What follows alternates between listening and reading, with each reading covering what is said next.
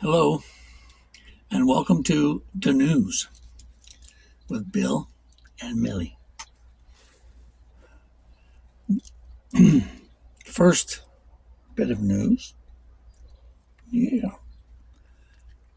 There are currently 29 states in America which have passed their own constitutional carry laws, 25 of which became constitutional carry in just the last decade.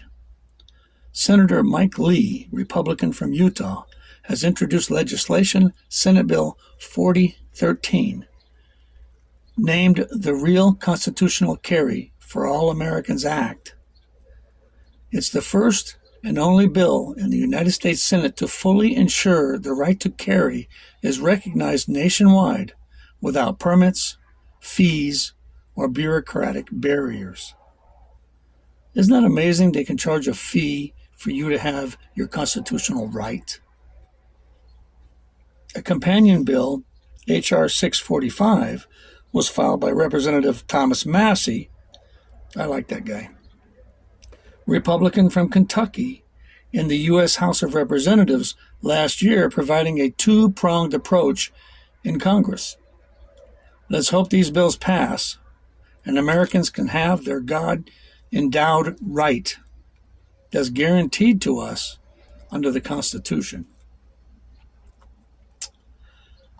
Here's one. Where are you going? Are you leaving? NASA Administrator Jared Isaacman told the Senate panel Tuesday he wants to make Pluto a planet again.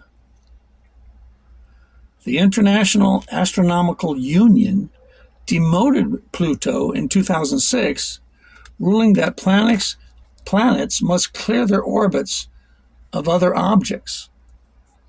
I guess Pluto doesn't do that.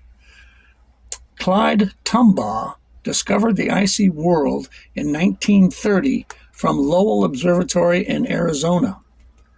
The only American to ever discover a planet, if it is one.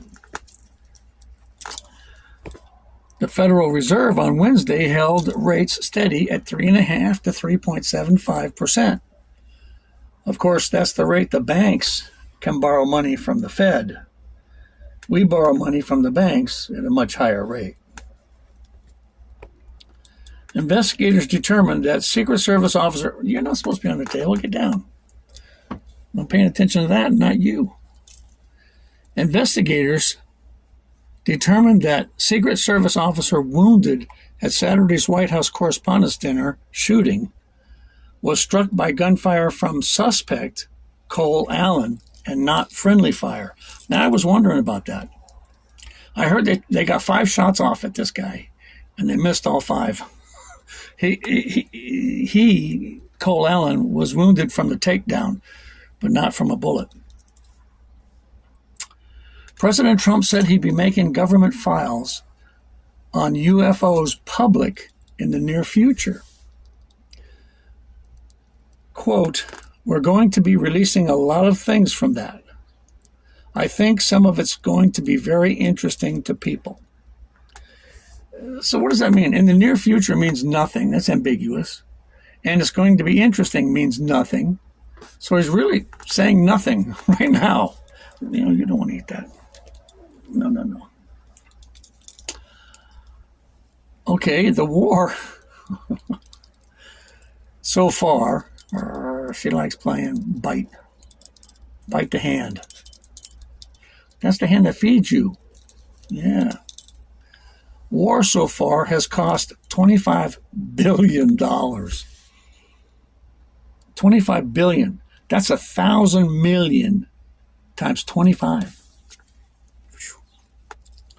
Beginning July 1st, according to those newly adopted regulations, law enforcement officials across the state will be able to issue what the DMV describes as notices of noncompliance to driverless car companies when their vehicles violate traffic laws, such as running a red light or failing to stop for pedestrians in a crosswalk. And, these Waymo is what they're addressing. But I got to thinking, what about Teslas? They're non-driving. I mean, you sit in the driver's seat, but you don't actually drive those cars. What if they go through a red light? It's not your fault. It's a darn car. Anyway, they were asked, the DMV was asked, are you going to charge money for these notices? And they didn't answer. But I think, of course they're going to. They're going through all this work to change their rules and everything. They have to change pamphlets and booklets and everything. They're going to spend all that money and they're not going to fine? They're going to fine. And I was wondering, too, if a driverless car, if the police officer puts their lights on behind it, will it pull over? Does it know? Are they programmed for that? I don't know. Okay, I used Chat GDP and looked up driverless cars, and they are programmed to pull over for siren or lights. And how they do it, I don't know. It depends on how their program is said. But they do. Anyway, that's the news.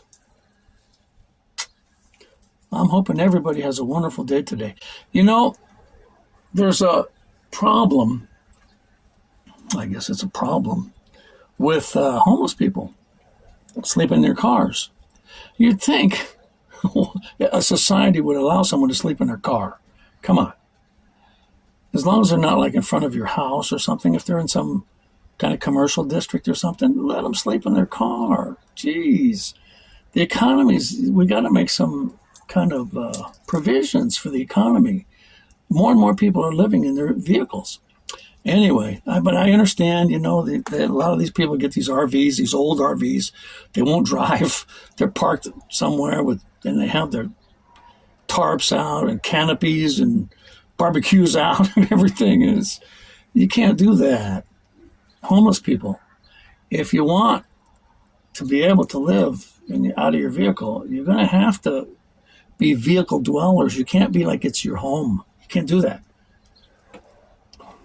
Anyway, the forests and BLM land are cutting back on allowing people to camp.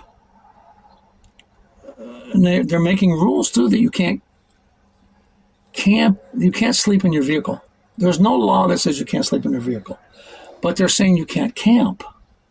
And they're relating sleeping in the vehicle to camping. It's weird. It's really weird. It's ambiguous, too, you know, so it's hard. Anyway, this summer, it gets pretty humid here in Texas, southern Texas, and it gets hot. So I'm thinking about going up to the Flagstaff area. And there used to be a lot of people, you know, RVers and people living in their cars and stuff that would go up in that area because it's cool. It's 7,000 feet. So, but with all this crackdown, Coconino Forest is up there. And they used to allow a lot of camping on their forest land, but they're cutting back on that. They're not letting people camp. And I hear the rangers are giving campers a hard time because there's a 14-day limit and you got to move 25 miles away. And a lot of them stay there the whole summer or whatever. And so the forest rangers are getting kind of testy with people. Anyway, I'm going to go up there and check it out with my truck. Me and Millie are going to go. And I'm going to see if we can stay up there for a few months. See what the situation's like. So I'm going to give reports on that and get back to camping again. Okay, everybody have a great day.